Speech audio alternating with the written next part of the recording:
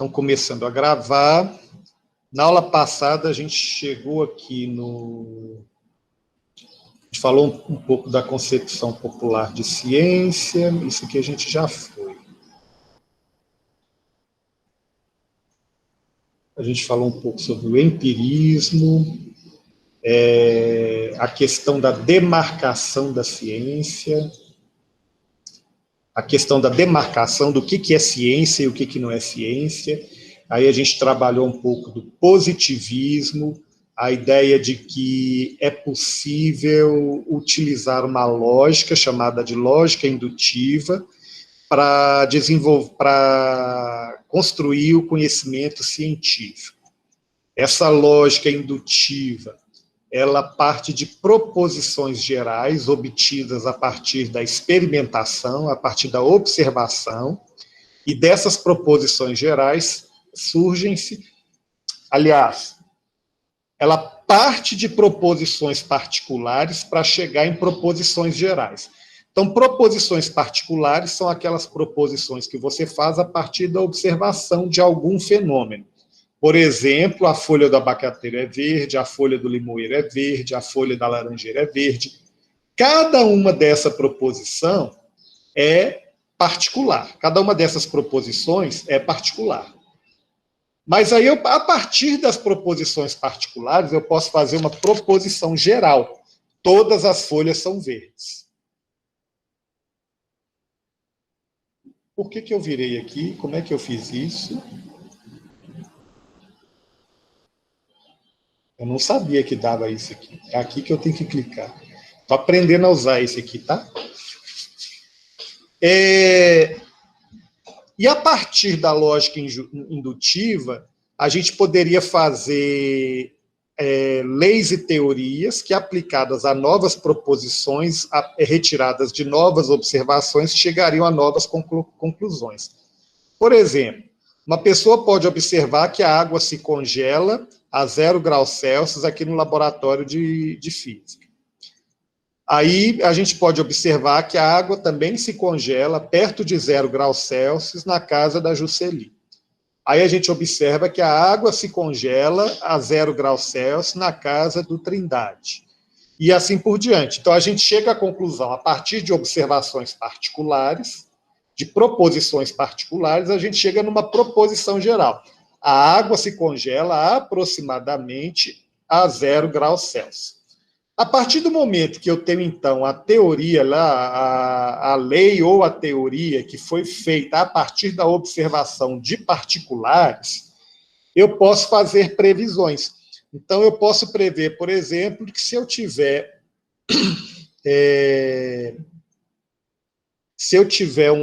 água no radiador do carro e a temperatura do ambiente cair a 0 graus, a água vai congelar. Então, uma previsão baseada naquelas observações particulares que eu fiz que se transformaram em proposições gerais. Então, no indutivismo, o indutivismo diz, então, que a ciência é feita dessa forma. Só que tem um problema no indutivismo. É impossível observar o fenômeno em todas as condições possíveis. Assim, existem infinitas possibilidades, né? De modo que, por meio de uma observação particular, eu não tenho garantia de que a observação geral é verdadeira. O Sol nasceu perto de 6 horas da manhã, mês passado. O Sol nasceu perto de 6 horas da manhã, há 15 dias atrás. O Sol nasceu perto de 6 horas da manhã, há 5 dias atrás, há 4 dias, há 3 dias, há 2 dias. Então, a cada dia eu faço uma observação de que o Sol nasce perto de 6 da manhã. Essas proposições são proposições particulares. Com base nisso, a gente faz uma proposição geral. O Sol sempre nasce perto de 6 da manhã. Ótimo. O problema é que eu não tenho nenhuma garantia de que o Sol vai nascer amanhã a partir dessas observações que eu fiz no passado. Não tem nenhuma garantia que as observações do passado vão se repetir amanhã. Aí o que o pessoal faz? Ele apela para a probabilidade. É provável que se eu fizer muitas observações, é provável que o Sol nasça amanhã às 6 da tarde. O problema é que quando você parte para a ideia de probabilidade, se eu tenho infinitas possibilidades, uma probabilidade em relação ao infinito sempre é igual a zero. Então, a probabilidade sempre vai ser nula. Partindo disso, Karl Popper propôs, então, outro tipo de critério de demarcação. Então, a gente tinha no positivismo o critério de demarcação para você saber como que é que se faz ciência, é a realização do experimento. O experimento, a partir do experimento, eu faço proposições de observação, e a partir de proposições de observação, eu chego numa proposição geral. O Popper está preocupado com essa ideia de demarcação. Por quê? Ele quer saber o que é ciência e o que não é ciência. Só que ele concorda que não dá para você confiar no indutivismo, porque o indutivismo não me dá nenhuma garantia de que no dia seguinte aquele fenômeno vai se repetir. Além disso, ele olha para algumas teorias. A gente não falou disso aqui na aula passada, não? Acho que eu falei. Falou algumas coisas, professor, sobre... Eu falei da psicanálise de Freud, da psicologia de Adler, o cara lá que se sacrifica para salvar uma criança que está afogando. Então, o Popper, ele percebeu o seguinte, algumas teorias que são chamadas de científicas, elas explicam qualquer situação. Aí ele dá o exemplo da psicoanálise de Freud e da psicologia de Adler. São dois ramos da psicologia, da psicanálise, são dois ramos diferentes, e que, por meio dessas teorias, é possível explicar o mesmo fenômeno. Então, ele dá o exemplo do fenômeno de um homem que vai resgatar uma criança que está se afogando, e esse homem morre. Então, esse homem deu a vida por uma criança. Na psicanálise de Freud, a teoria de Freud explica por que o homem é capaz de dar a vida por causa daquela criança. A explicação é de um jeito. Na psicologia de Adler, também é possível explicar por que o homem dá a vida por aquela criança, só que a explicação é de outro jeito. São duas explicações diferentes, são duas explicações contraditórias que conseguem explicar o mesmo fenômeno. No final das contas, qualquer situação psicológica que aparecer, eu consigo explicar com a psicanálise de Freud ou consigo explicar com a psicologia de Adler. Então, no final das contas, essas teorias sempre podem ser adaptadas para explicar uma nova situação. Ele também compara com a teoria histórica de Marx, a ideia de que a história ela se repete por meio de processos revolucionários, de oprimidos contra opressores, coisas desse tipo.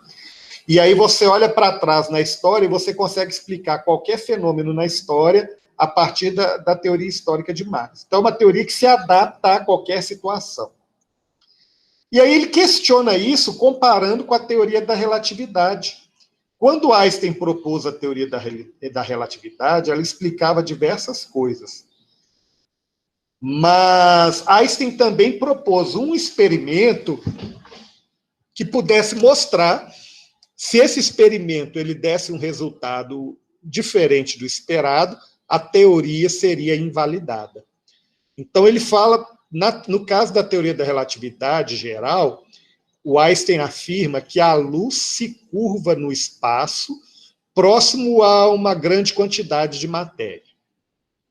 Então, a luz ela se curva próximo a uma grande quantidade de matéria. A luz sofre atração gravitacional. Só que essa atração gravitacional da luz ela é muito difícil de ser percebida. A luz tem que estar passando perto de um objeto da massa gigantesca para a gente perceber algum desvio. Não existia como observar isso na época de Einstein, mas aí ele propôs o seguinte, olha, quando tiver um eclipse, é possível fotografar estrelas que estão próximas do Sol e depois comparar a posição dessas estrelas 6 meses seguintes, quando elas estiverem à noite no céu. Então, essa comparação entre a posição das estrelas, a estrela seis meses depois, ela tá de noite no céu, o Sol não está perto dela. Então, você enxerga elas em umas determinadas posições.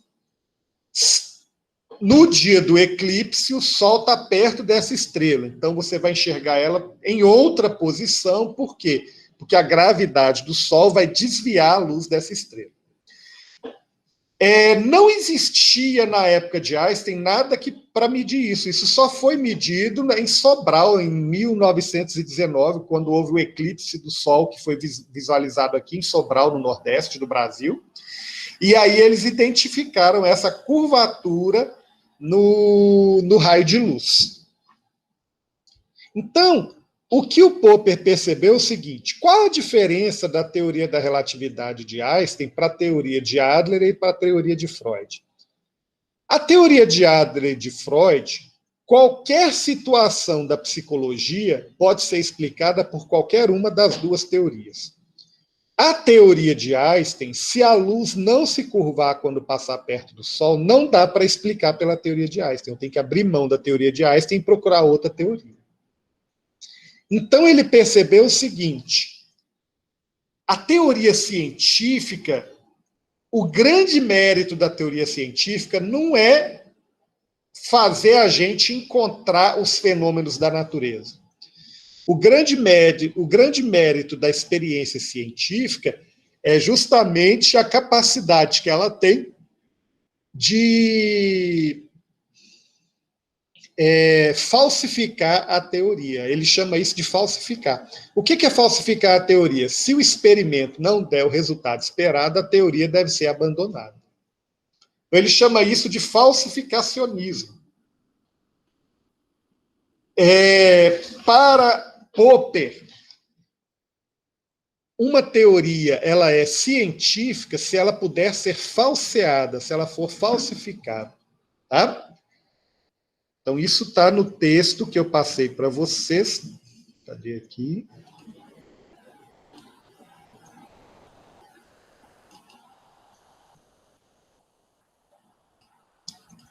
Problema da indução e o falsificacionismo de Popper. A gente falou do problema da indução.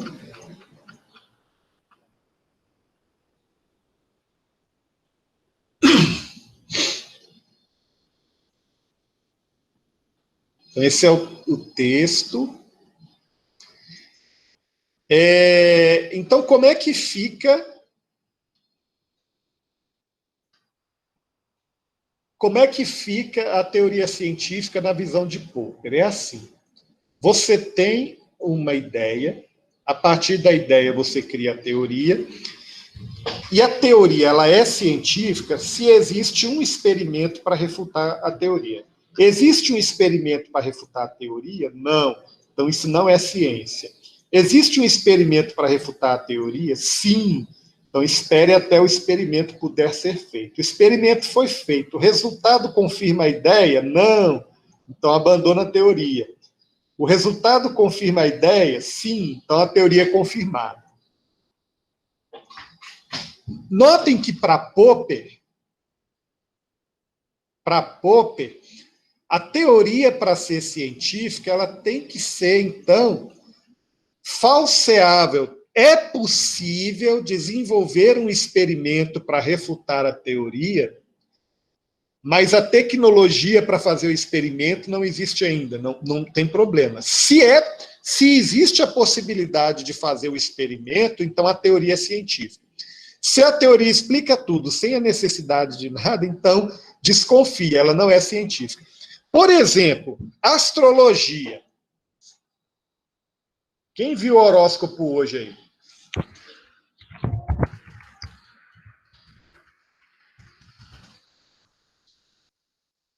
Horóscopo hoje. Tararã. Eu nem sei signo, não, porque eu não acompanho, mas vocês sabem signo aí? Qual signo seus aí? O meu é peixe. Peixe. Então vamos ver o horóscopo do Jonas Gonçalves hoje. Hoje eu sou um professor de horóscopo. Aquário, peixe. Nasceu em fevereiro ou março? Março. Então, olha só. Novos contatos serão agradáveis. Bom momento para ampliar relações, iniciar parcerias e enriquecer a rede social. A semana terminará com conversas esclarecedoras e trocas de qualidade. Comunicações estarão abertas. Fature nas reuniões de trabalho e aprofunde vínculos de amizade. Amor com mais cumplicidade e segurança. Palavras doces esquentarão o clima, tá bom, Jonas? Tem que procurar uma namorada, exatamente. Bom, a questão é o seguinte. O tipo de afirmação que o horóscopo faz. Novos contatos serão agradáveis. Esse tipo de afirmação, ela pode ser falseada? É possível desenvolver um experimento para provar que essas ideias aí dão errado? Eu acredito que sim. É possível fazer um experimento? Que tipo de experimento pode ser feito? Eu acho que o experimento é meio impossível. Possível ou impossível? Impossível. Então, olha lá, ó, novos contatos serão agradáveis. Ele não fala quais contatos, nem quantos contatos. Então, se o Jonas fizer um contato com uma pessoa nova lá, o Jonas entrou lá no Tinder, né? Eu encontrei ela no Tinder, né, Jonas? O Jonas foi lá no Tinder e conheceu uma pessoa nova. E essa pessoa não é agradável. Isso significa que o horóscopo deu errado? Sim. Eu creio que sim. Mas você só procurou uma pessoa, está falando novos contatos. Será possível que se você encontrar 10 contatos, ninguém vai ser agradável? Você conheceu 10 pessoas no Tinder, bateu papo com 10. Nenhuma delas vai ser agradável? Exato, não está falando que serão todos. Você está falando que novos contatos serão agradáveis. Não significa que todos os contatos serão agradáveis. Então, é possível falsear esse experimento? É possível fazer um experimento para falsear essa afirmação?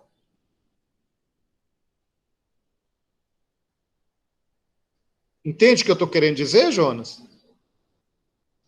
Entendo. Agora, olha a diferença de uma afirmação que o Popper considera uma afirmação científica. Uma afirmação científica, por exemplo,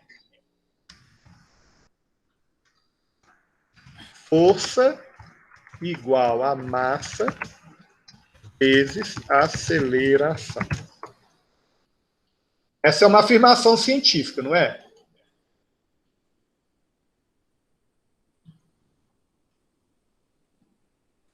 Espera aí, talento. Essa não é uma afirmação científica? Se você aplica uma força, aliás,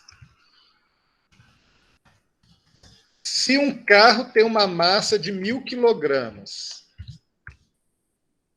e ele está acelerando a 3 metros por segundo ao quadrado,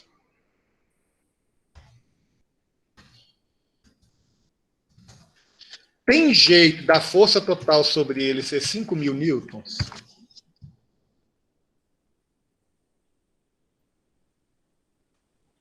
Tem jeito?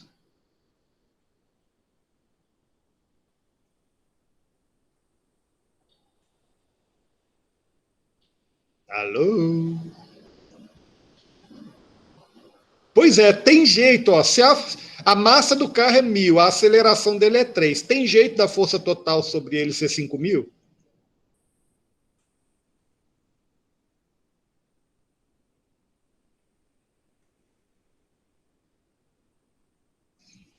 Silêncio. Vocês entenderam a minha pergunta?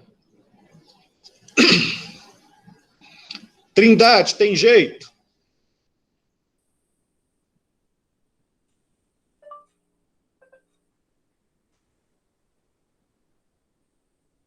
Não tem jeito.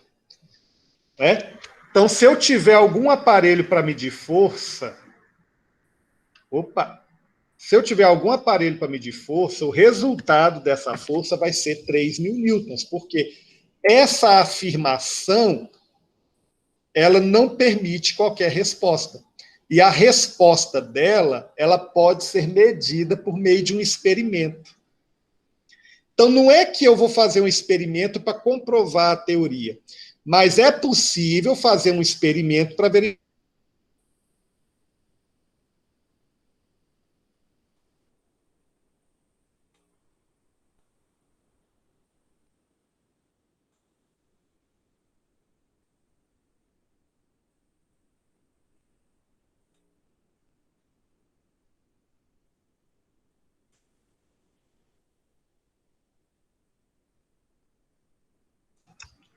E encontro 4.000 newtons. Então, se eu encontrar um valor diferente do que eu estava prevendo, então eu falseei a teoria. Então, a teoria não vale. Então, só a possibilidade de existir um experimento que falseia a experiência mostra para mim que essa teoria é científica, de acordo com Popper. O que vocês acham disso? Vocês acham esse critério bom? Lembra na primeira aula nossa que eu perguntei para vocês como é que a gente sabe se uma coisa é ciência ou não? O Popper está falando assim, ó, uma coisa vai ser ciência, se for possível, falsear. Se for possível, montar um experimento para provar que ela está errada. Entenderam?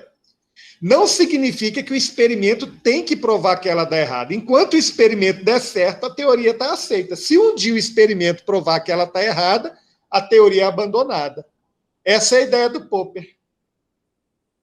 E aí, vocês acham que isso funciona? Que desse jeito dá para a gente identificar uma teoria científica? Qual a opinião de vocês? Alex, qual a sua opinião?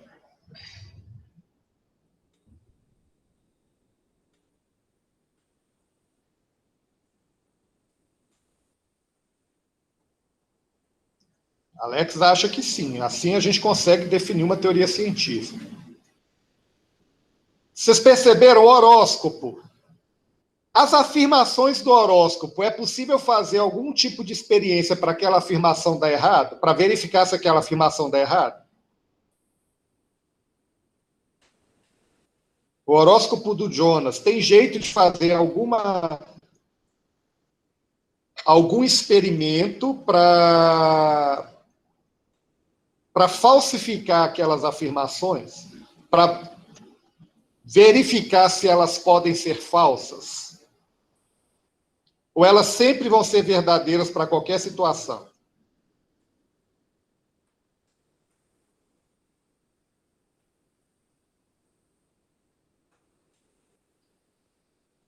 Vamos ver. Novos contatos serão agradáveis, mas se alguns deles forem ruins, também não atrapalham. Bom momento para ampliar relações, iniciar parcerias e enriquecer a rede social. E existe algum momento ruim para isso? A semana terminará com conversas esclarecedoras e trocas de qualidade. Olha só, você está tendo hoje uma conversa esclarecedora comigo sobre ciência, olha só. Não é? O final de semana é muito tempo para alguém chegar para você e falar alguma coisa que vai te esclarecer alguma coisa. Não é experimento. Entendeu? Porque o que eu estou falando é o seguinte, é muito fácil alguém chegar para vocês e falar alguma coisa que esclarece uma dúvida. Por exemplo, o Jonas está ali, ó, sem camisa na foto dele, ele está procurando uma camisa porque ele conheceu uma moça no Tinder e ele vai encontrar com ela. Entendeu? Então ele vai lá vestir uma camisa, aí ele pergunta para alguém na família dele, essa camisa tá boa? Aí essa pessoa fala, não, cara, essa camisa tá feia demais, pega aquela azul. Aí esclareceu ele, não esclareceu? Qualquer coisinha que ele fizer durante o dia pode encaixar nessa resposta ali como esclarecimento. É isso que eu estou querendo dizer. Então, Fature nas reuniões de trabalho e aprofunde vínculos de amizade. Aqui não é uma previsão, aqui tem uma sugestão. Faça isso, mas se você não fizer também, não vai acontecer nada, não está prevendo nada. Hoje é o dia de chuva. Oi?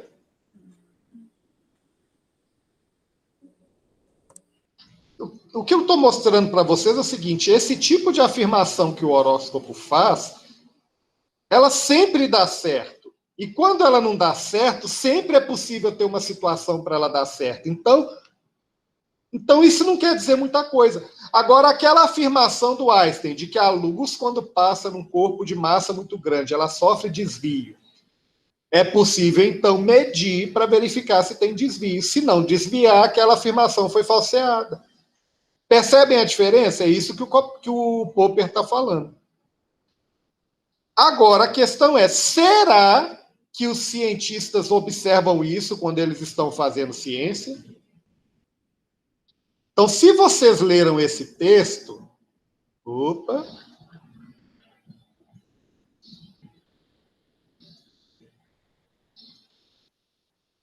Aí termina esse texto, vem um outro texto depois, que eu falei para ler, que é a neutralidade do observador.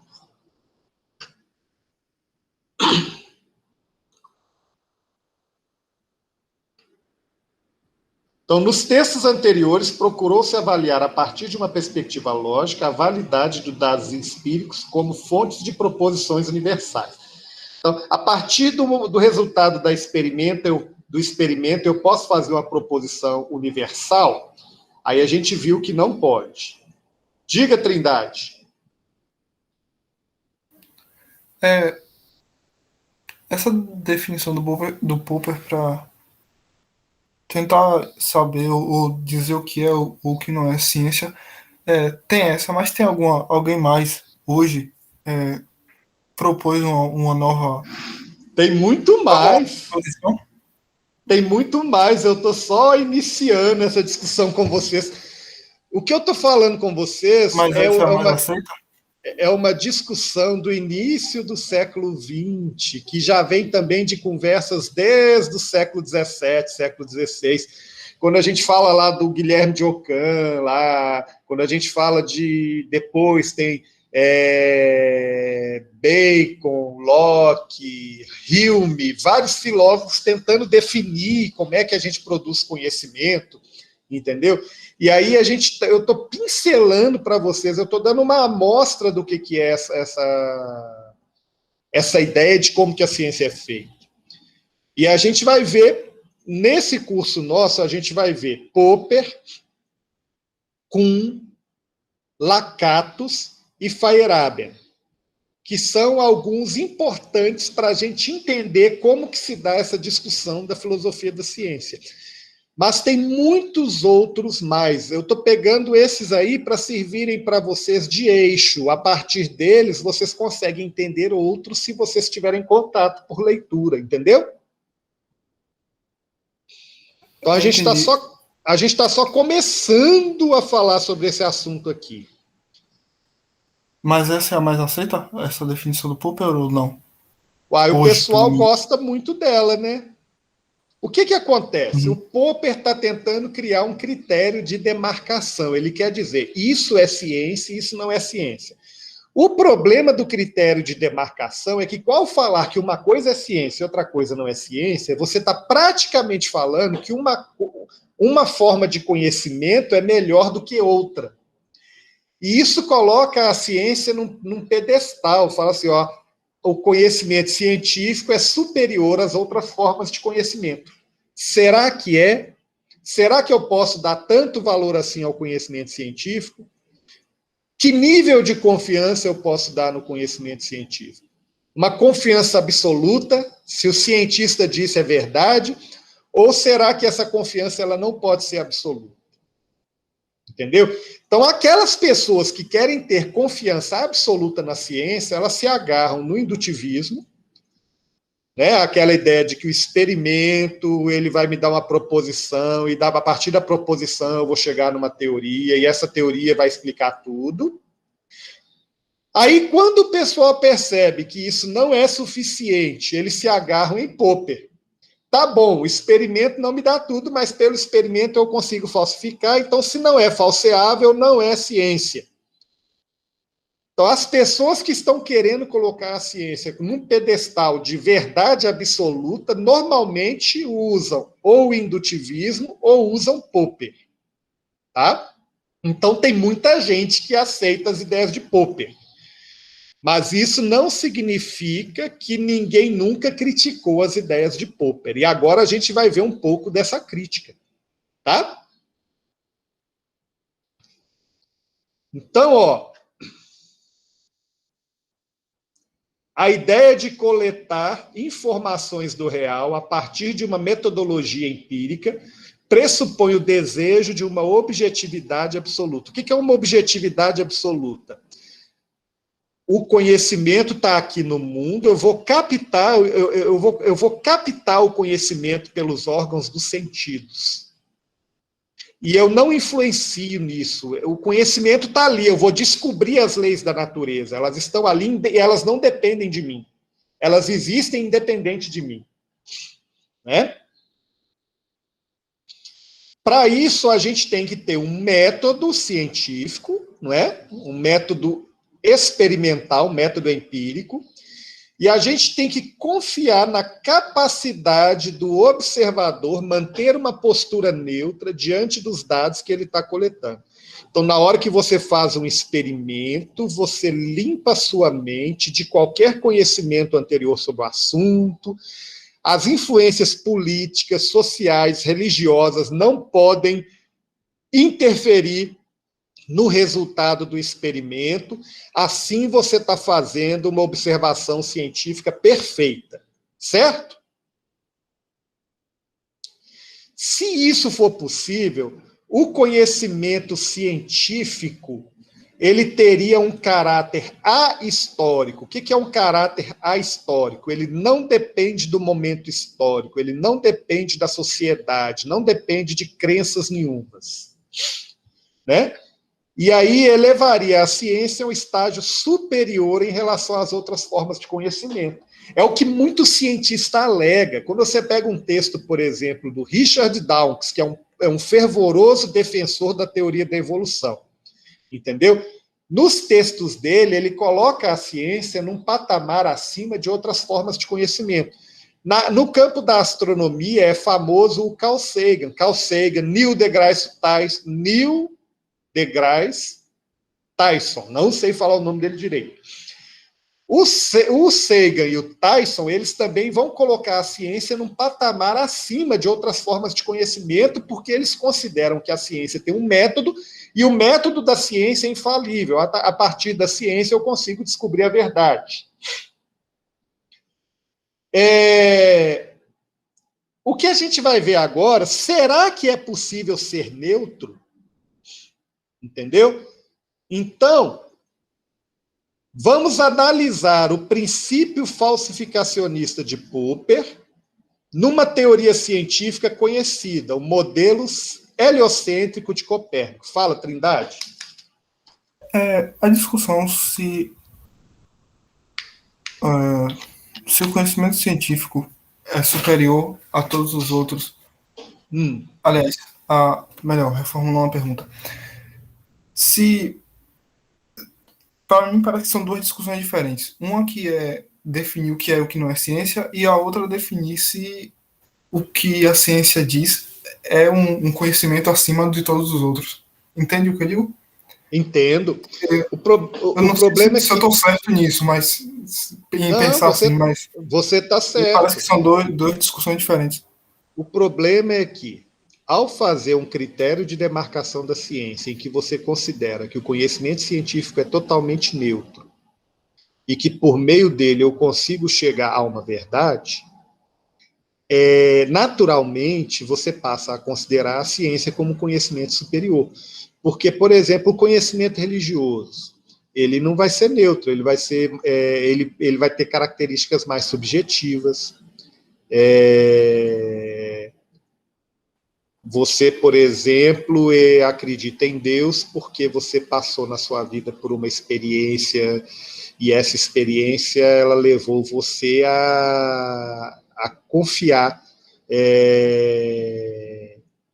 a confiar em Deus. Pronto, então a coisa pessoal. Mas aí uma outra pessoa que se frustrou bastante na vida, ele vai falar que Deus não existe. Deus não existe. Olha que porcaria de vida que eu tenho. Deus não existe, não. As coisas acontecem por acaso. Tem lógica.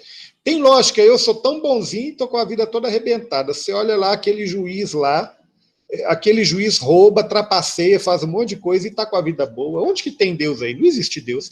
Você percebe que são crenças religiosas e que elas são fundamentadas em experiências pessoais, e que esse nível de experiência pessoal, aparentemente, ele vai ter menos valor do que o conhecimento científico. Isso é uma alegação comum, não estou falando que as coisas são assim, não. Nem estou falando que o conhecimento religioso é só isso. Mas você percebe? Mas você percebe? No final das contas, a gente vai começar a aceitar, e isso é muito comum na sociedade, a gente vai começar a aceitar a ciência como um conhecimento superior, porque a gente considera a ciência como neutra. A ciência está ali, ela descobriu o que está fora da gente, o que é externo, o objetivo. Ela descobriu os fenômenos do mundo, não tem nada a ver comigo. Independente de eu existir ou não, essa tampa de caneta vai cair obedecendo à lei da gravitação. Isso é um conhecimento externo a mim, não tem nada a ver comigo, e isso é a verdade. Entende? Então é um conhecimento, de certa forma, superior. Na suposição de quem adota um critério de demarcação. A própria ideia de critério de demarcação existe para a gente separar, por exemplo, vamos falar aqui o que é ciência, o que não é ciência, para a gente fugir do charlatão, aquela pessoa que está vendendo produtos em nome da ciência, aquela pessoa que está vendendo a fé, aquela pessoa que está vendendo, não, rejeita isso, a ciência diz isso, lembra? Já viu o discurso desse tipo? Já ouvi algo semelhante. Então, de certa forma, eu concordo quando você fala que o fato de ter um critério de demarcação não significa que é superior. Mas, na prática, as pessoas usam a ideia de critério de demarcação para dar um status de superioridade à ciência. Ok? Bom, o que a gente viu até agora?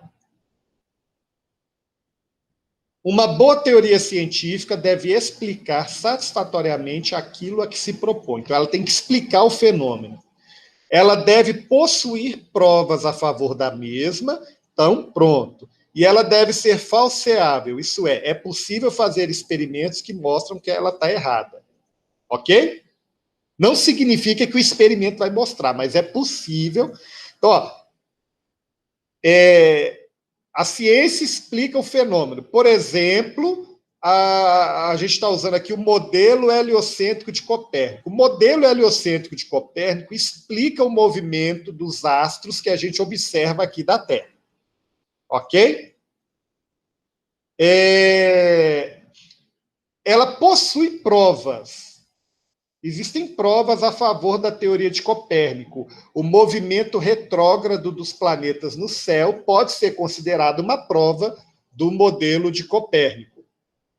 E, além disso, ela tem que ser falseável, ou seja, tem que existir situações para falseá-la. E se não falsear, a teoria está certa, e se ela for falseada pelo experimento, a teoria está errada. Então, será que a teoria de Copérnico ela se encaixa no modelo de Popper? É isso que a gente vai ver. Então, modelo planetário de Copérnico surgiu como alternativa ao modelo de Ptolomeu. Aí aqui está falando do modelo de Ptolomeu. Aí aqui o modelo de Copérnico. Sua proposta era que o Sol ocupasse o centro do universo, com os planetas, incluindo a Terra, girando em torno dele em órbitas circulares com velocidades constantes. As estrelas estariam fixas em uma grande esfera imóvel muito distante do Sol. Os movimentos observáveis dos corpos celestes seriam, na verdade, o resultado dos movimentos da própria Terra, de acordo com as observações feitas por alguém em sua superfície. Os movimentos principais da Terra seriam de rotação em torno do seu próprio eixo, ao longo de um dia, e o de translação ao longo de um ano. Então, esse é um resumo da teoria de Copérnico, né? Aparentemente, a teoria é muito interessante. O modelo de Ptolomeu é cheio de hepliciclos, cheio de coisa, complica tudo. O modelo de Copérnico parece que é mais simples.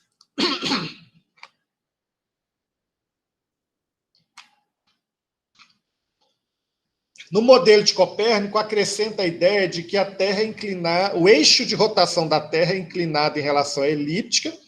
Isso explica o movimento do Sol nas constelações e explica as estações do ano. Então, consegue explicar, olha só. Com o modelo de Copérnico, eu consigo explicar o movimento das constelações no céu, o movimento do Sol no céu, consigo explicar as estações do ano, e consigo explicar o movimento planetário. Então, ele está cheio de provas a favor, não está? Mas a gente está dizendo que, para ser científico, não basta explicar o que a gente está vendo. Ele tem que ser falseável. Então, além de propor uma explicação elegante para muitos movimentos de corpos celestes, o modelo de Copérnico se encaixava na proposta popperiana de demarcação por ser falseável. Ou seja, é possível propor experimentos ou observações astronômicas que colocam em xeque o modelo de Copérnico, que podem falsear o modelo de Copérnico. Estão entendendo? Além dele explicar tudo, é possível propor experimentos que mostram que podem tornar o modelo de Copérnico falso.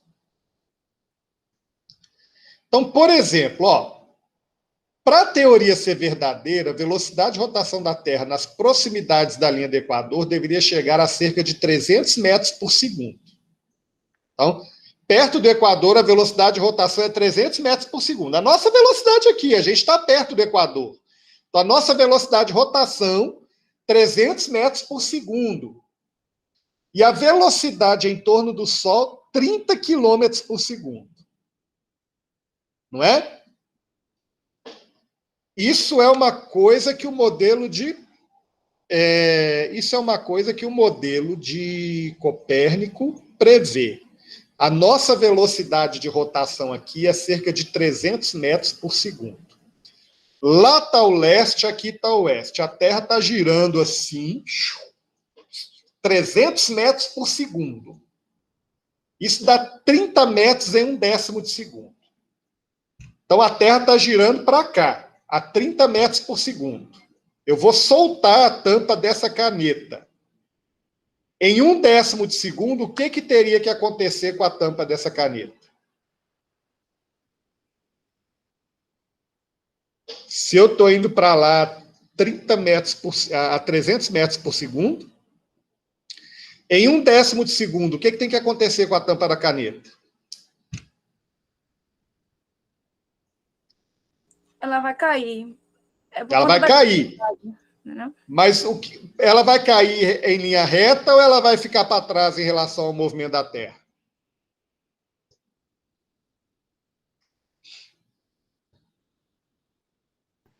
Em linha reta. Por que ela cai em linha reta? A Terra não está se movendo para lá a 300 metros por segundo? Por que ela não ficou para trás assim, ó? Caiu lá longe.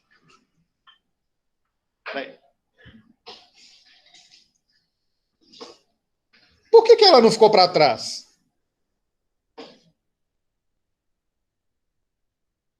Se você estiver num carro a 300 km por hora e soltar a tampa da caneta, o que vai acontecer com ela? Ela vai cair. Seria por conta da gravidade, não é isso? Ela vai ficar pra trás também. Sim, mas aqui, ó, você está lá no carro, Você segura a tampa da caneta na janela. O que vai acontecer com a tampa da caneta?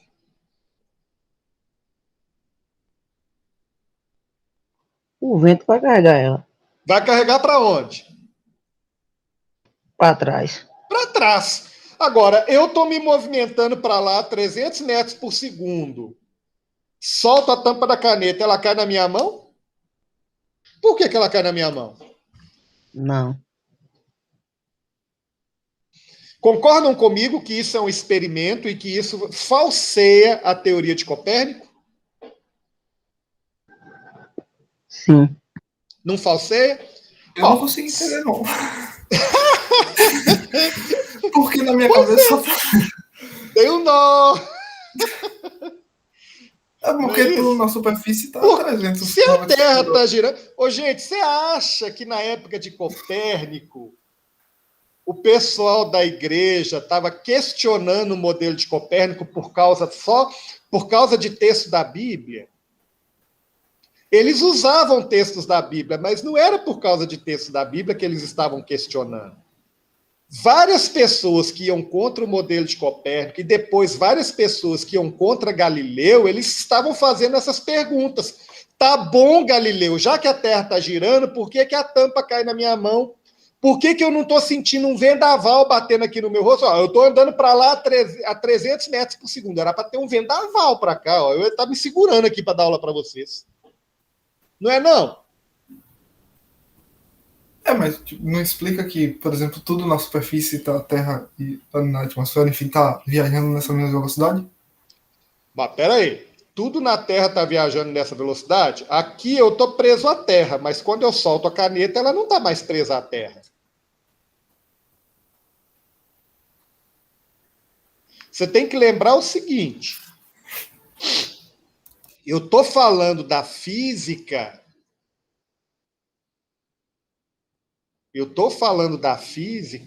Espera aí.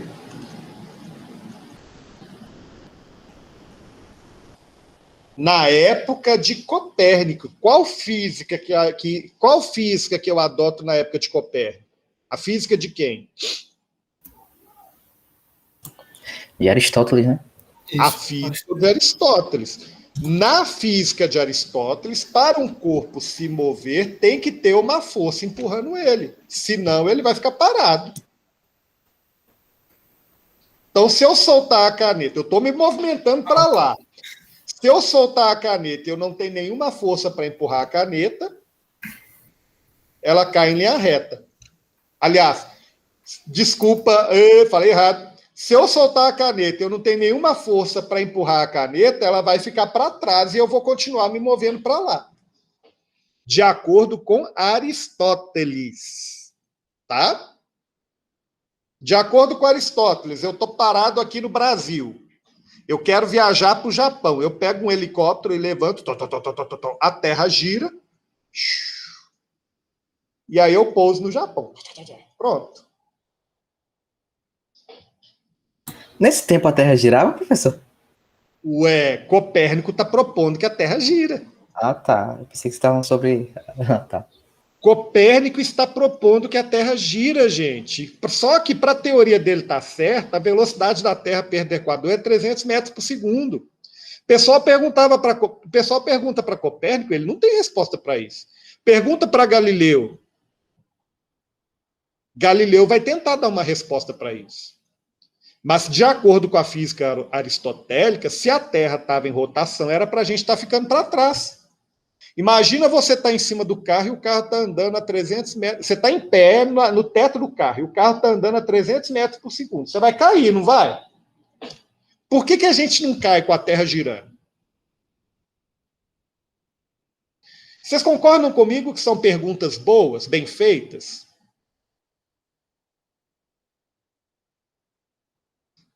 Tem mais, olha aqui, ó. Vocês gostam, né, de Copérnico, vocês falam que ele está certo, mas ninguém nunca para pensar. O pessoal só critica a igreja. A igreja malvada perseguiu Copérnico, mas eles nem... A maioria de vocês aceita a teoria de Copérnico sem entender os problemas dela. Faz conta que isso é o Sol, tá? Não sei desenhar, não. o pente não me ajuda. Está aqui o Sol e está aqui a órbita da Terra. Deixa eu só acertar. Não, Copérnico, a órbita é circular. Espera aí. Está aqui a órbita da Terra. Tá? A Terra, de acordo com Copérnico, ela está se movimentando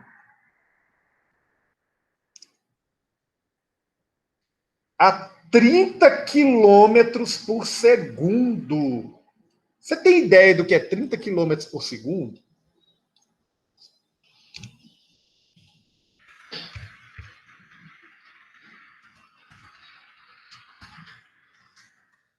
Quilômetros por segundo.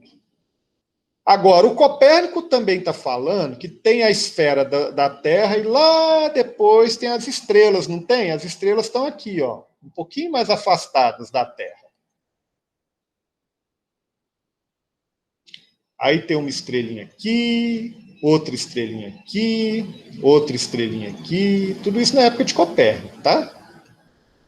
As estrelinhas estão girando também, as estrelinhas estão lá no céu. Se a Terra está indo para lá a 30 quilômetros por segundo, o que tem que acontecer com as estrelinhas?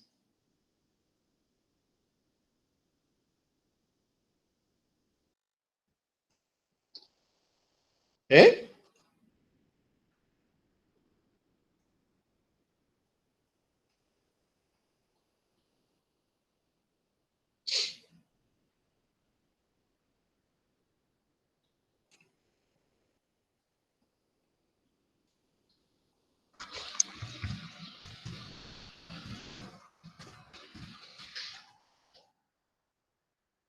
Cento e 108.000 quilômetros por hora, 30 quilômetros por segundo.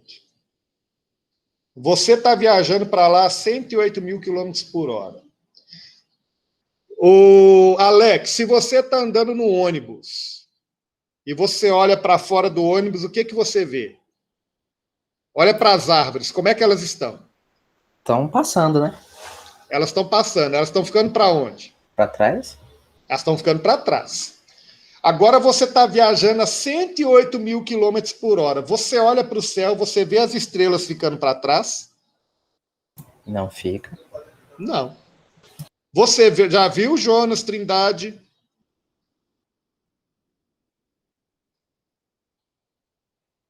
Irem para trás? É. Gonçalves já viu? Jusceli? Não, professor, nunca vi, não. As estrelas não ficam para trás. Isso não é um experimento que prova que... Isso não é um experimento que falseia a teoria de Copérnico? Sim. Sim, isso falseia a teoria de Copérnico. Então, eu já encontrei para vocês 2 experimentos que falseiam a teoria de Copérnico. Esses 2 experimentos, eles conseguem falsear a teoria de Copérnico?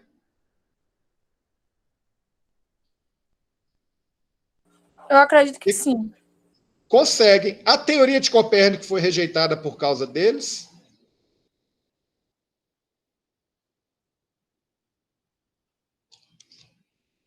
Não. Não foi rejeitada. A teoria de Copérnico não foi rejeitada por causa deles.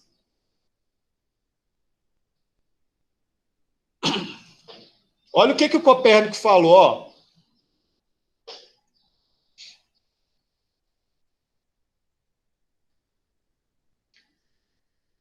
Nada dessas coisas. A gente não observava as estrelas ficar para trás. O objeto cai em linha reta. A física necessária para explicar a ausência dos fenômenos esperados para a rotação da Terra só apareceu 150 anos após Copérnico, principalmente através dos trabalhos de Galileu e depois de Newton. Lembra, a física de Copérnico é a física aristotélica. O modelo de Copérnico não encaixa na física aristotélica. O que aconteceu, então? Para o modelo de Copérnico ser aceito, foi necessário fazer uma nova física. Foi necessário abandonar a física de Aristóteles e adotar uma nova física. Então, foi construída uma nova física, com Galileu, com Newton. Então, a nova física de Newton, ela consegue explicar essa situação.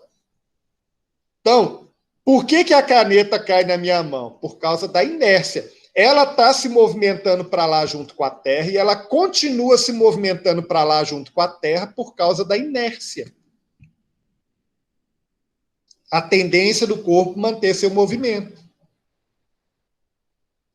Agora, e as estrelas ficando para trás? Você sabe como é que o Copérnico explicou? Você já viu quando você está no ônibus que as árvores que estão perto de você, elas ficam para trás bem rápido, não é? As árvores que estão mais longe, elas demoram mais para ficar para trás, não é isso? E a Lua? A Lua fica para trás quando você está no ônibus?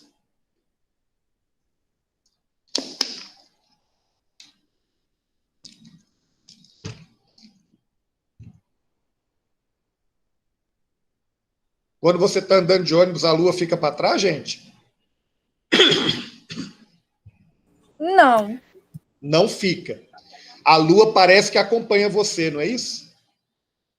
Sabe por quê? Sim. Porque a Lua está bem longe de você. Quanto mais longe de você, mais difícil você observar o objeto ficar para trás. Sabe como é que o Copérnico explicou isso aqui? Ele disse o seguinte: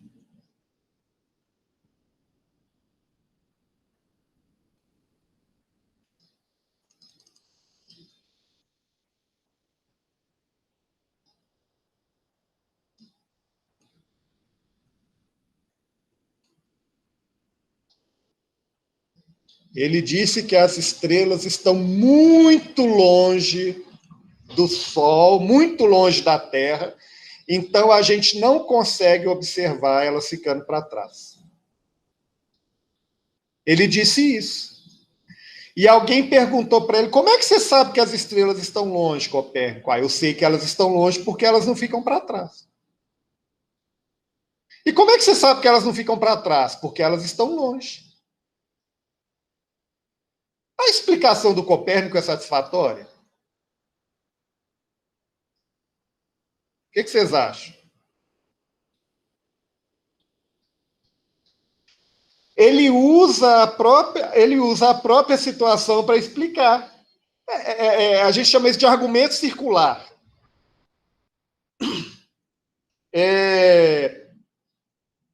Vou dar um exemplo de argumento circular.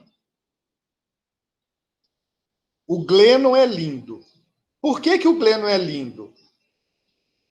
Porque é lindo ser o Glennon. Pronto. É lindo ser o Glennon. Então o Glennon é lindo. Pronto. Está explicado. Esse tipo de argumento é um argumento circular.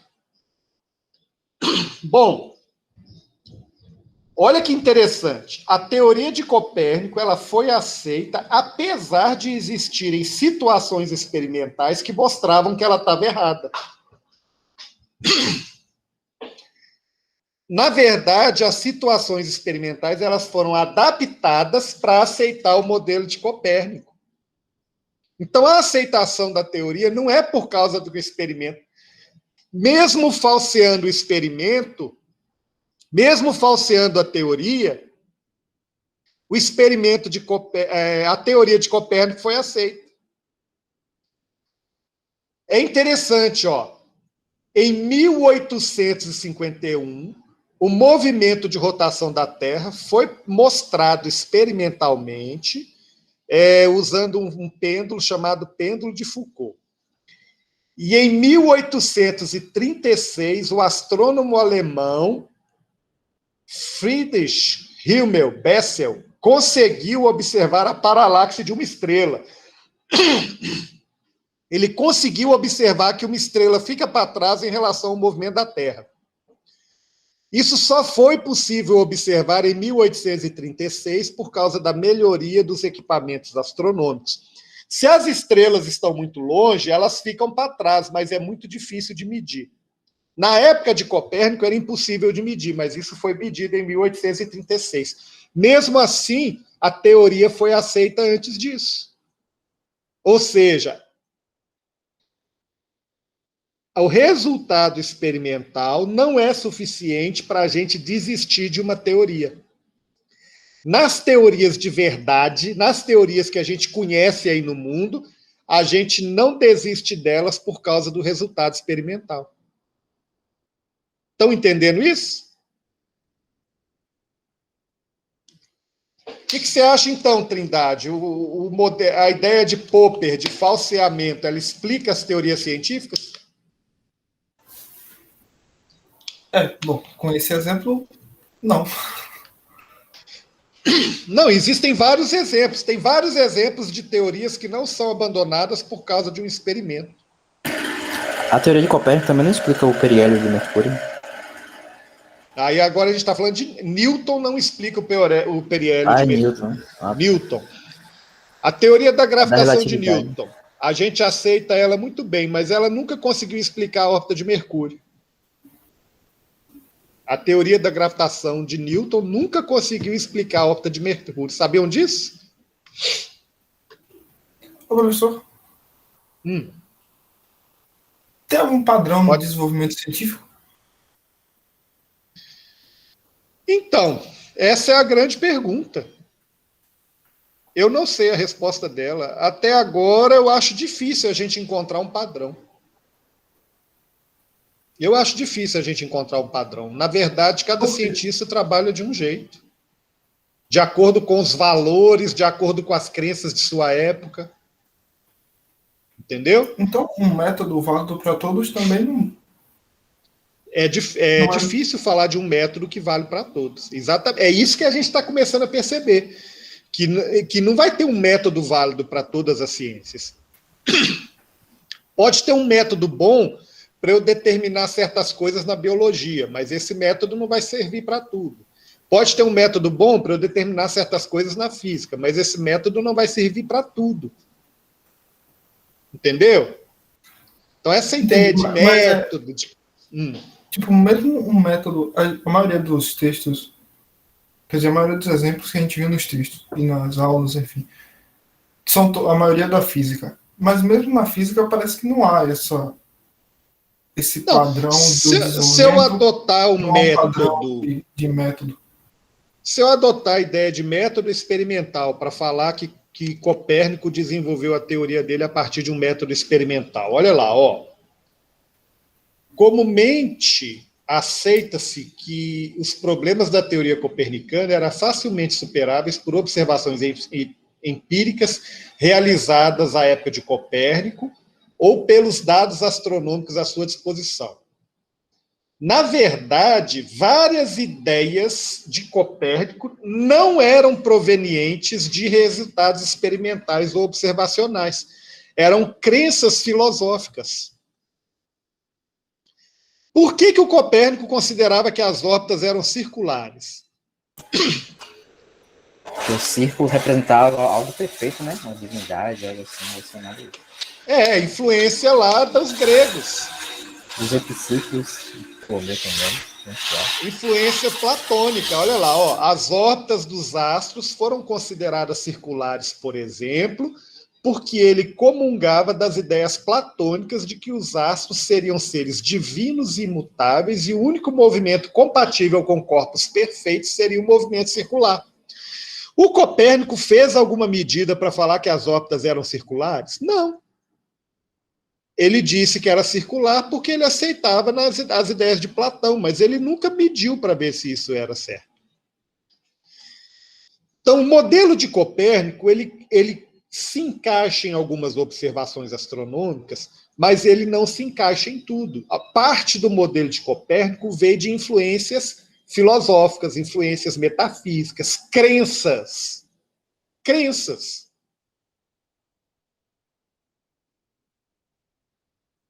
Quando você fala, por exemplo, que na natureza nada se cria, nada se perde, tudo se transforma. Né? Aí por trás disso tem um princípio de conservação da matéria. A ideia de que a quantidade de matéria no universo ela é constante. Depois veio a ideia de massa e energia, então vem a ideia de que a quantidade de energia, massa e energia no universo é constante. Ok? Gente, esse enunciado ele está carregado de uma crença. Ele está carregado da crença de que a matéria e a energia sempre existiram e sempre vão existir. É possível provar que a matéria e a energia sempre existiram e sempre vão existir? Não. Isso é uma crença. Isso é uma crença tão religiosa quanto acreditar em Deus. Bem, professor, eu não sei se encaixa nisso, mas Einstein, quando propôs a relatividade, ele achava que não deveria existir buraco negro porque Deus não poderia permitir isso. Aí ele criou aquela constante cosmológica, isso que ele criou. A crença do Einstein influencia na ciência que ele fez. A crença de Newton num Deus que organiza o universo influenciou ele na proposição de leis para descrever o movimento dos planetas. As crenças, elas interferem. Essas crenças, elas não têm nada a ver com resultados experimentais. Estão entendendo? Então, você falar que a ciência toda nasce de resultados experimentais é profundamente ingênuo. Você falar que o cientista é neutro, que as crenças dele não interferem, isso é ingênuo. Percebem como isso é ingênuo?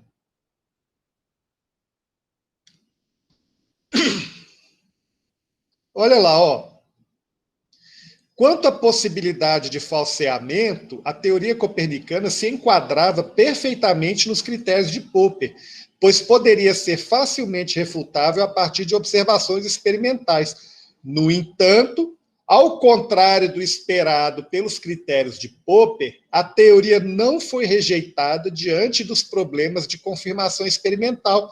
Gente, a teoria estava cheia de problemas, mas ela também trazia muitas soluções que eram elegantes. O que o pessoal preferiu? Vamos ficar com esses problemas porque as soluções são boas. Depois a gente tenta resolver os problemas. Ela não foi rejeitada por causa do resultado experimental.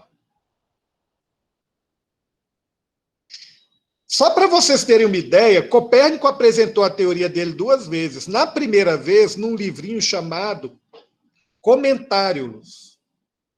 Ele apresentou o modelo dele de uma forma bem simples. Esse modelo, na forma bem simples, ele tinha tantos problemas que ele teve que fazer uma obra mais detalhada chamada Revoluções das Órbitas Celestes. Nesse livro, ele torna o modelo dele mais complicado do que o modelo de Ptolomeu. Olha lá, ó. A afirmação de que o sistema copernicano foi uma grande simplificação da astronomia resulta de uma má interpretação. Essa afirmação é válida se considerarmos o sistema de Copérnico na sua forma rudimentar de um só círculo para cada planeta. No entanto, essa é apenas uma aproximação grosseira, como Copérnico bem sabia. Vimos que, para obter uma representação mais exata dos movimentos planetários, recorreu a uma combinação de círculos sobre círculos, reminiscência das construções de Ptolomeu, embora com objetivos diferentes. O Copérnico fez igual a Ptolomeu, ele juntou um monte de círculo sobre círculo para explicar todos os movimentos dos planetas. No final das contas, o modelo de Copérnico é mais complicado de Ptolomeu. Então, o modelo de Copérnico não foi aceito porque era mais simples, ele não foi aceito porque todos os resultados experimentais davam certo. Ele foi aceito porque alguns resultados, algumas explicações dele eram boas. E, a partir daí, houve uma modificação na ciência para adaptar o modelo de Copérnico, que essa modificação deu origem às leis de Newton, à mecânica de Newton. É por isso que o modelo de Copérnico, esse trabalho de Copérnico é chamado de revolução copernicana, porque a partir do modelo de Copérnico, a física aristotélica vai ser rejeitada e uma nova física vai ser construída. Até hoje, o modelo de Copérnico passou por um monte de transformações e modificações para a gente ter um modelo de planeta que a gente tem hoje. Então, isso aí que o texto está falando.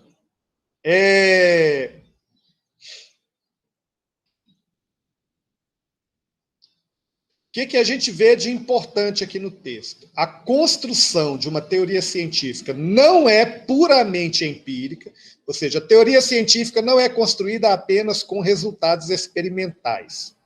E outra coisa, a teoria científica não é neutra. Não é neutra, não existe neutralidade, tá?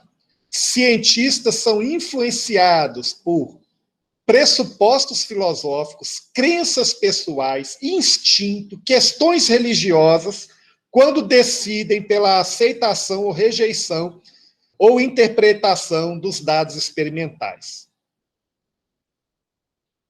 Para vocês terem uma ideia de como que as nossas crenças interferem nos nossos resultados experimentais. Deixa eu achar uma coisa aqui.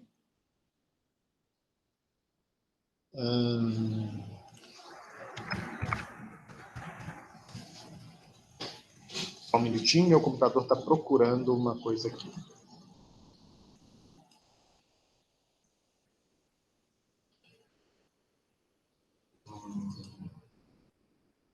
Apresentações, cadê?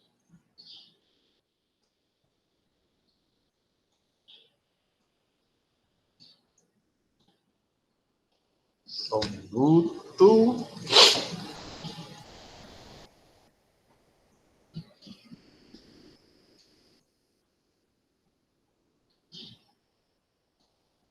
Alguém quer perguntar alguma coisa? Ouviu um barulho aí? Pode falar.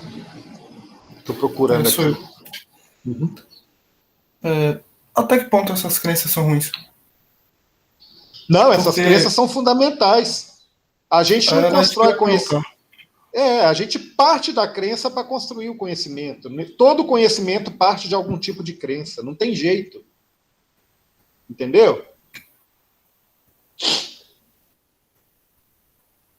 Eu perguntei porque se imagina essa neutralidade, talvez se imaginaria também que o ideal seria isso, né? Eliminar ao máximo essa influência de crenças, ou pressupostos não científicos. A gente tenta eliminar ao máximo. Quando a gente faz ciência, a gente tenta ser objetivo, a gente tenta tirar a subjetividade. Mas a gente tem que saber que a gente não consegue tirar totalmente a subjetividade. A gente tem consciência que a gente parte de alguns pressupostos, que a gente chama de pressupostos metafísicos. O que é um pressuposto metafísico? É algo que não é comprovado experimentalmente. Entendeu? Agora, a partir daí, a gente consegue produzir muito conhecimento de qualidade, muito conhecimento que tem objetividade. Entendeu? Eu só estou querendo quebrar a ingenuidade de falar que é puramente neutra, que é totalmente objetivo. Não é totalmente objetivo, nem totalmente neutro. Gente, cadê o negócio aqui para eu mostrar para vocês? Eu lembrei agora onde eu salvei. Acho que eu tenho isso em outro lugar aqui. Peraí.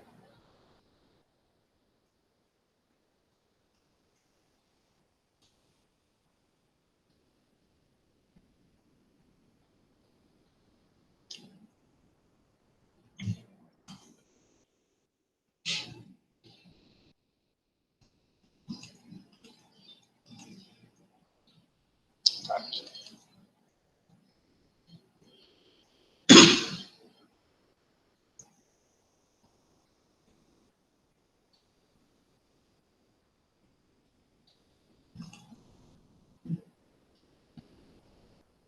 Eu vou apresentar algumas cartas do baralho, tá? Estão enxergando aí o baralho?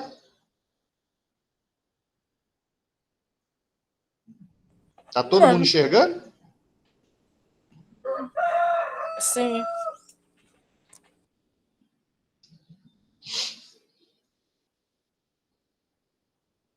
Alex, eu acho que já viu isso, fica calado, tá, Alex? Quem notou alguma coisa nas cartas?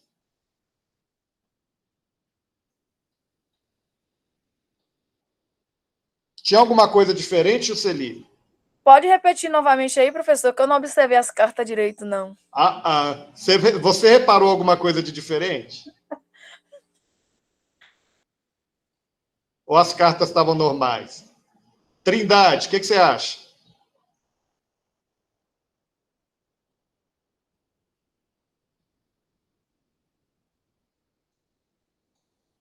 Eu não estou vendo o Google Meet, não. Vocês têm que falar. Eu não consegui perceber nada nas cartas. Gonçalves, percebeu alguma coisa diferente nas cartas? Eu não. Então, vou passar devagar. Essa está normal? Eu vou passando devagar. Se vocês perceberem alguma coisa que não está normal, vocês me falam, tá?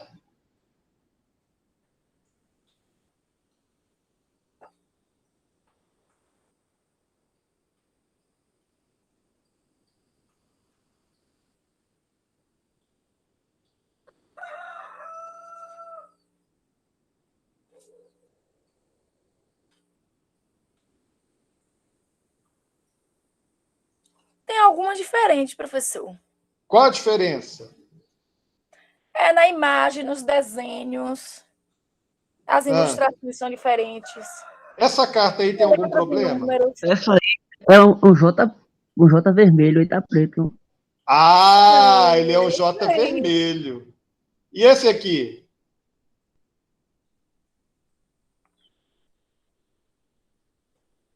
Tem algum problema nesse? É porque o J está de cabeça para baixo. O outro... ele fica, um de cabeça para baixo, o outro em cima. Toda a carta é assim. Essa carta eu acho que não é um J, não. Ela é um J, tá certo, é um valete. Tem que ser preto. Qual o problema dessa carta? Seria a imagem? O símbolozinho no meio, no lugar do rei. Tinha que ser o quê? Tinha que ser o rei completo ali. Não é isso não. A cor dela tá certa? É o preço, tem que ser o preço. Olha lá, ó. Essa tinha que ser vermelha. Centro da imagem. Essa tinha que ser preta. Essa tinha que ser vermelha. Tá preta. As outras estão certas. Vocês repararam que na primeira vez vocês não perceberam que tinha diferença nas cartas? Sim. Sabe por quê? Porque vocês já têm na cabeça de vocês uma crença do que é um baralho. Então, na hora que vocês vão ver um baralho, eu já falo para vocês, vocês vão ver um baralho. A crença de vocês interfere no que vocês estão vendo. A observação que vocês fazem não é neutra. Olha outro exemplo aqui, ó. O que vocês enxergam aqui? Uma escada. Uma escada. Por que vocês enxergam uma escada?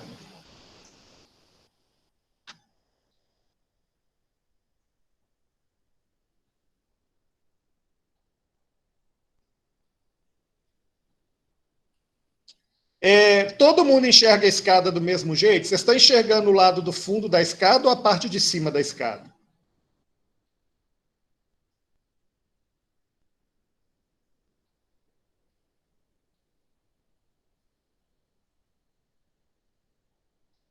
Algumas pessoas enxergam o fundo, outras pessoas enxergam a parte de cima.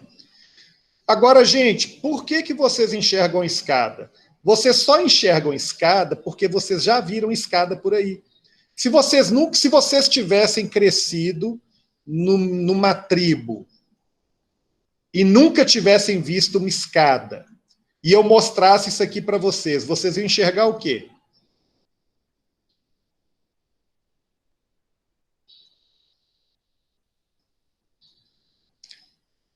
Vocês iam enxergar uma folha fazendo zigue-zague, um papel, um zigue-zague. Vocês não iam enxergar 3D.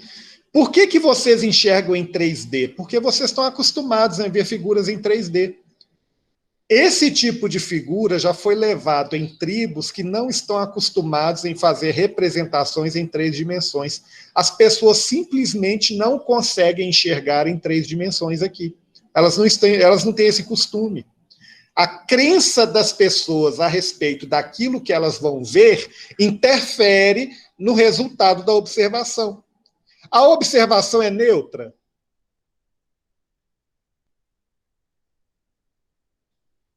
É possível, então, fazer uma observação neutra? O que você acha, Trindade?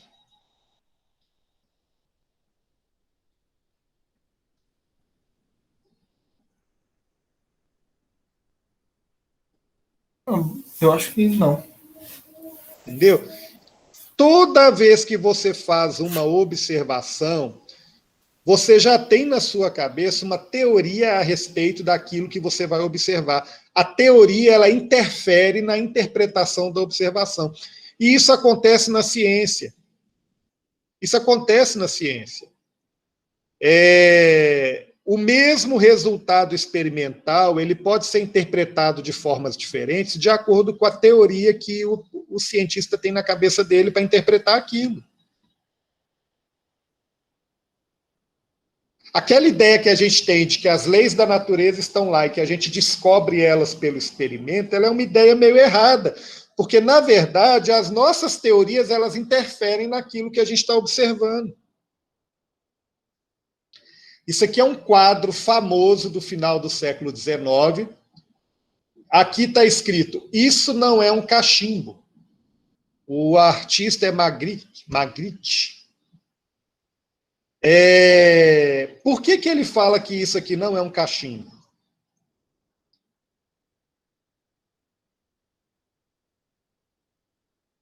O conhecimento é obtido através da observação. O artista está querendo mostrar que as nossas ideias interferem no que a gente vê. Isso aqui só é um cachimbo porque a gente está, na nossa cultura, acostumado com a ideia de um cachimbo. Se na nossa cultura a gente não tivesse acostumado com a ideia do cachimbo, a gente não ia enxergar um cachimbo aqui. Percebem o que eu estou falando? Aí ele faz o quadro, isso não é um cachimbo. Então é isso que esse segundo texto está mostrando, é que o conhecimento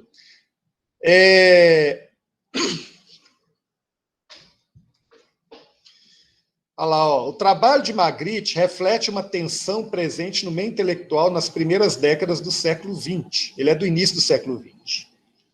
Por um lado, em Viena, um grupo de filósofos e cientistas, conhecido como Círculo de Viena, procurou revigorar alguns ideais do século anterior, defendendo uma corrente filosófica que ficou conhecida como positivismo lógico, ou ainda empirismo lógico ou neopositivismo.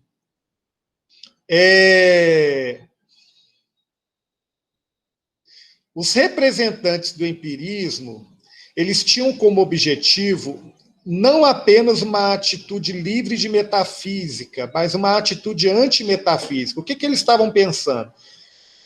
Vamos produzir conhecimento sem nenhuma influência metafísica. Eles não admitem um conhecimento incondicionalmente válido a partir da razão. Todo conhecimento ele tem que vir do mundo real, do experimento, da experiência.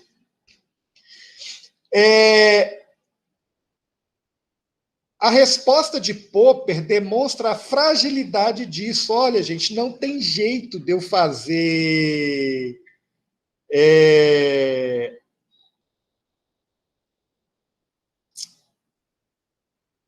Como é que fala? Não tem jeito de eu fazer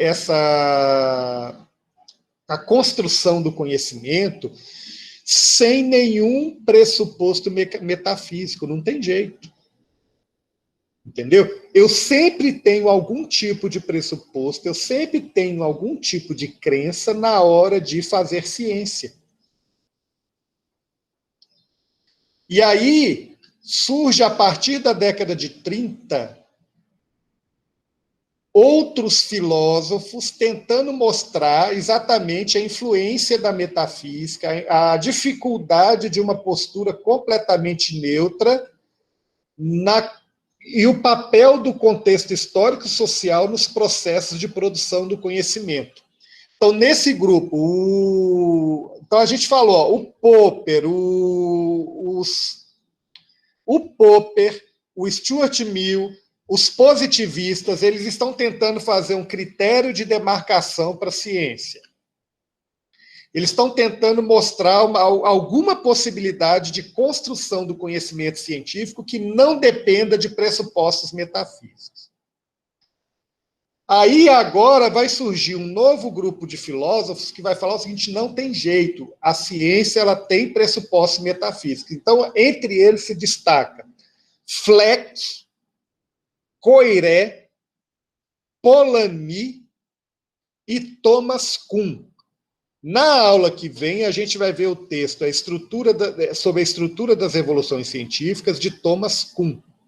E a gente vai ver a resposta a ele dada por um outro filósofo da ciência, que é o Henri Lakatos. Tá bom?